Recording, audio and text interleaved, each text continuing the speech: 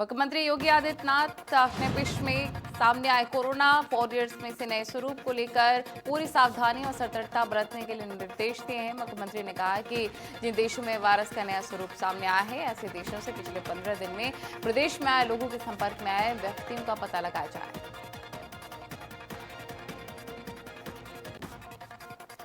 मुख्यमंत्री ने लोक भवन में एक उच्च स्तरीय बैठक में अनलॉक व्यवस्था की समीक्षा करी थी। उन्होंने निर्देश दिए कि प्रत्येक जिले में स्थानीय प्रशासन ये सुनिश्चित करे कि विदेश से आए लोगों के संपर्क में आए व्यक्तियों की पहचान अनिवार्य रूप से की जाए। वाराणसी पहुंचे सीएम योगी आदित्यनाथ ने काशी विश्वनाथ कॉरिडोर और रैन बसेरों का औचक निरीक्षण किया है। इस दौरान सीएम योगी ने लोगों को कंबल भी बांटे।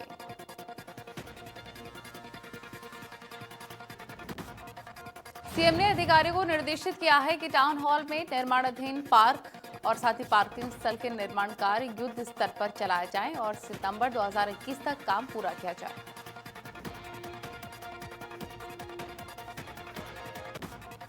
चिल्ला बॉर्डर पर किसानों ने प्रेस कॉन्फ्रेंस की है। प्रेस वार्ता कर आगे की रणनीति बताई है और भारतीय किसान यूनियन भानु के कार्यकर्ता यूपी में तहसील स्तर पर देंगे ज्ञापन। भारतीय किसान यूनियन भानु की तरफ से यूपी में होगा प्रदर्शन।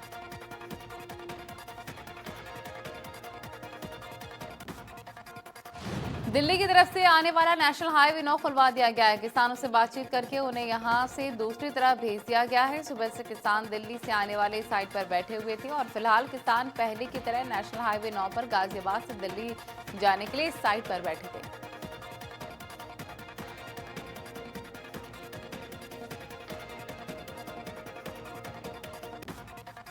मुरादाबाद में एसएसपी ने किसानों को रोका है। बरेली पीलीभीत के किसान दिल्ली जाने के लिए निकले और किसानों ने हाईवे को जाम किया। मौके पर भारी पुलिस फोर्स तैनात।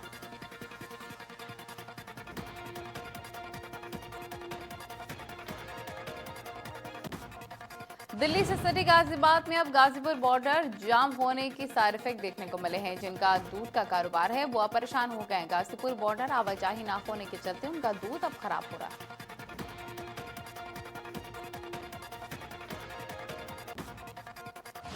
गाजियाबाद में किसान आंदोलन को किन्नर समाज ने समर्थन दिया है। किन्नरों ने कहा है कि हर तरह से किसानों के साथ हैं, आंदोलन के लिए भी डटे हुए हैं।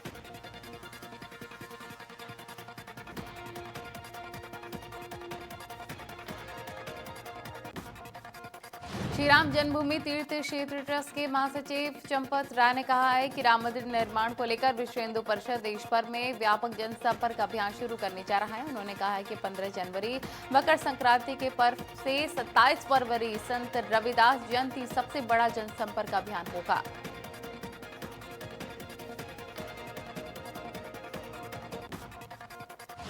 इस अभियान के तहत 5 लाख से ज्यादा गांवों में विहिप और साथ ही आरएसएस के कार्यकर्ता साधु संतों के मार्गदर्शन के संग्रहण अभियान चलाएंगे और साथ ही जिसके तहत देश के 12 करोड़ 25 लाख घरों में जाएंगे।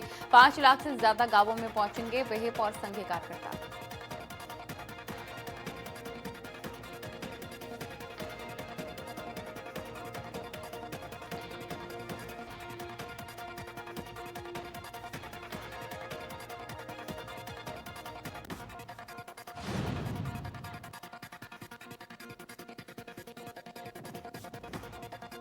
उन्होंने कहा है कि काशी प्रांत के 10 जिलों में 16,000 गांवों और 5 लाख परिवारों को 2.5 करोड़ आबादी के बीच यह अभियान चलेगा। श्री राम जन्मभूमि तीर्थ क्षेत्र ट्रस्ट के महासचिव चंपत राय ने कहा है कि राम मंदिर के निर्माण में सभी धर्मों के लोगों के सहयोग लिए जाएंगे।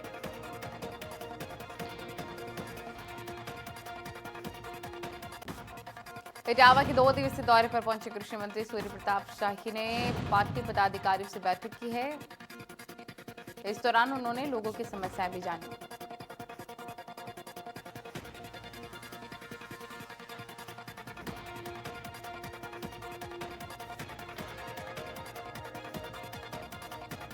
बांदा में बीजेपी नेता का पैसे मांगने वाला वीडियो सामने आया है। मुकदमा न लिखवाने की शर्त पर मांगे थे पैसे और बीजेपी अनुसूचित मोर्चा के जिला अध्यक्ष हैं राम खिलावन सुनकर।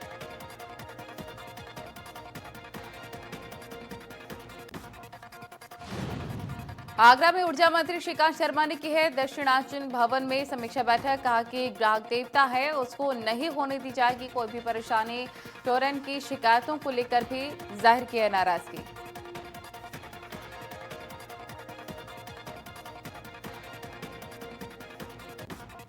मुख्यमंत्री योगी आदित्यनाथ के इस आत्मनिर्भरता के आह्वान पर समाज का सबसे पिछड़ा तबका भी खुद को आत्मनिर्भर बनाने में सक्षम हो रहा है। इसी कड़ी में हाथरस में बुजुर्ग 75 वर्षीय शांति देवी के पराठे का स्टॉल मुख्यमंत्री कार्यालय के संज्ञान से साकार हुआ है।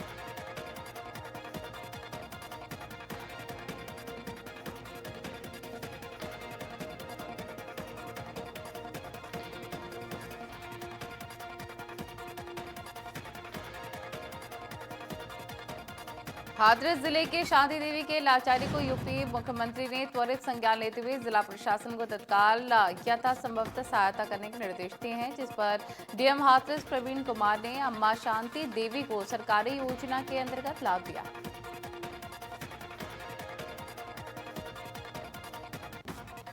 गोरखपुर में अपर सत्र न्यायाधीश ने सुना है ऐतिहासिक फैसला। सीरियल ब्लास्ट मामले में सुना है फैसला।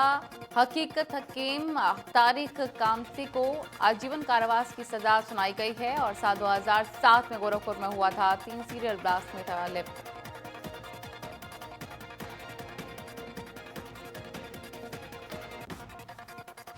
कानपुर में डीएम ने किया है घाटमपुर तहसील के कई गांवों का औचक निरीक्षण। तहसील क्षेत्र के कुटरा मुकंदरपुर के गांवों में गौशाला धान केंद्र का किया है निरीक्षण। किसानों से अवैध वसूली के आरोप में धान केंद्र के 2 कर्मचारियों को किया गया है गिरफ्तार।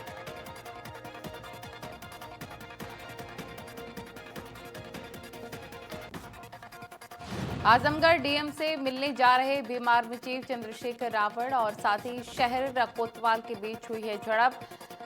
बता दें कि भीम आर्मी चीफ चंद्रशेखर रावण बांसगांव से तकोली कांड में मृत सत्यदेव जयंती के परिजनों से मिलने के बाद डीएम कार्यालय पहुंचे थे।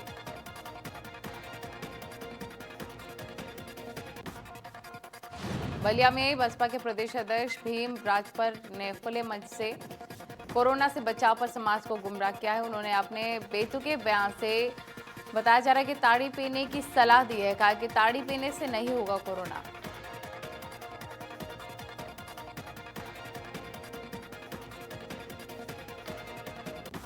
मुरादाबाद में आजम खान और अब्दुल्ला आजम जयप्रदा पर विवादित टिप्पणी करने के मामले में एमपी एमएलए कोर्ट में पेश हुए हैं। इस मामले में अगली सुनवाई 6 जनवरी को होगी। सुनवाई के बाद आजम खान को कड़ी सुरक्षा के बीच सीतापुर के लिए रवाना किया गया।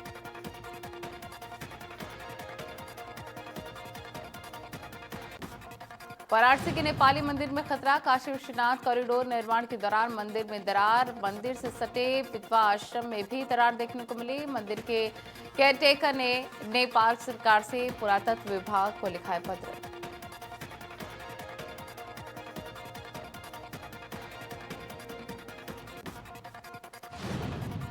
कानपुर के बेकरू कांड में 11 सीओ के खिलाफ विभागीय जांच शुरू हो चुकी है। एसआईटी ने विकास दुबे के 37 साल के अपराध का रिकॉर्ड खंगाला है। जांच में 11 सीओ के नाम भी शामिल।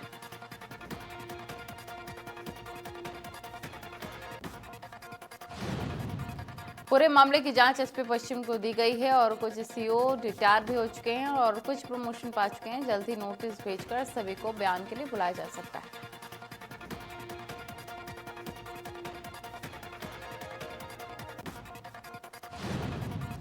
पूरे उत्तर भारत में इस समय शीतलहर का प्रकोप है, जिसकी वजह से आम से लेकर खास तक जहां सर्दी से बचने की जुगत में जुट गए हैं, वहीं पर कानपुर प्राणी उद्यान में जानवरों को ठंड से बचाने के इंतजाम किए गए हैं। शेर और चीते के बाड़े में हीटर लगाकर उनको ठंड से बचाया जा रहा है।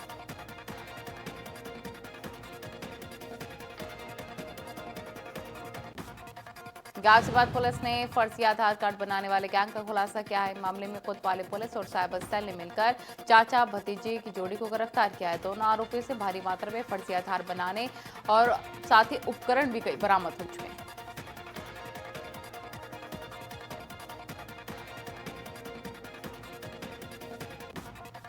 मिर्जापुर में राहगीरों को गाड़ी में बैठाकर उनके गंतव्य तक छोड़ने के बहाने लूटने वाले गिरोह के 30 सदस्यों को पुलिस ने गिरफ्तार कर लिया। लुटेरों के कब्जे से नकदी सहित आभूषण बरामद। एसपी सिटी ने पत्रकार वार्ता करके खुलासा किया।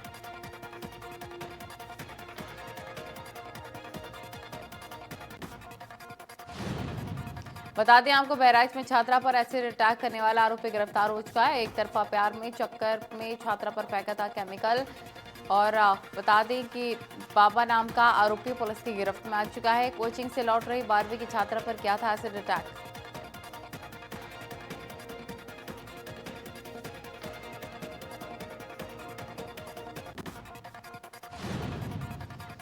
ललितपुर जिले में मडाफरा तहसील अंतर्गत खंड विकास अधिकारी कार्यालय में करीब 2 दर्जन ग्रामीण महिलाओं और पुरुषों ने पहुंचकर जमकर हंगामा करते हुए नारेबाजी की। साथ ही कार्यालय के अंदर घुसकर प्रभारी एडीओ पंचायत और सचिव पर प्रधानमंत्री आवास योजना के नाम पर घूस लेने के बावजूद आवास नहीं दिलाने का आरोप लगाया।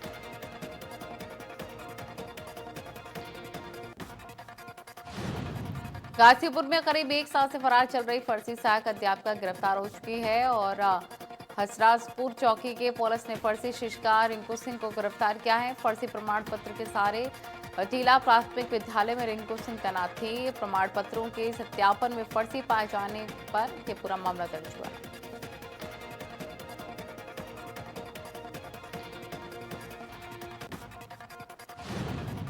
बता दें आपको, अमेठी कस्बे में ककवा रोड पर बनाने वाले ओवरब्रिज पर उसको शुरू कर दिया गया है। बाकी विरोध के बाद जब ओवरब्रिज का निर्माण कार्य चल रहा था, जैसे ओवैसी बैंक के सामने पिलर की खुदाई का काम शुरू हुआ, वैसे व्यापारियों ने जेसीबी के सामने बैठकर धरना प्रदर्शन शुरू किया।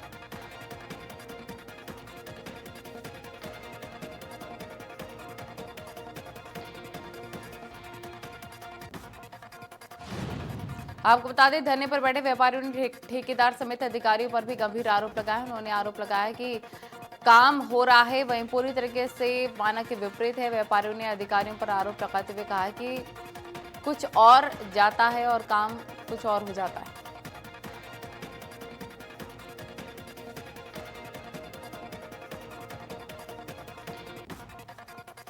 प्रधानमंत्री नरेंद्र मोदी और उत्तर प्रदेश के मुख्यमंत्री योगी आदित्यनाथ ने लोकल फॉर वोकल अभियान से प्रेरित होकर फेस चैन कंपनी के ब्लॉकचेन पावर्ड लिमिटेड फोन को लॉन्च किया है और साथ ही उत्तर प्रदेश सरकार के कई मंत्री और विधायक की उपस्थिति में होटल ताज में कंपनी ने अपने 3 फोन लॉन्च किए।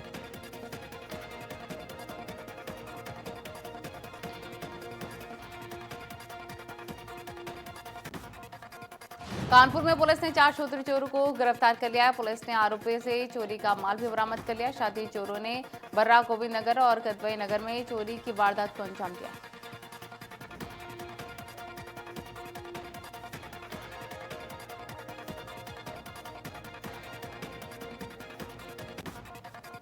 प्रतापगढ़ में घूस लेते रंगे हाथ पकड़े गए खंड शिक्षा अधिकारी सुशील कुमार कनौजिया 20,000 रुपए की घूसखोरी में विजिलेंस ने रंगे हाथों पकड़ा है। गाड़ी में घूस ले रहे थे पंगरौरा ब्लॉक के खंड शिक्षा अधिकारी।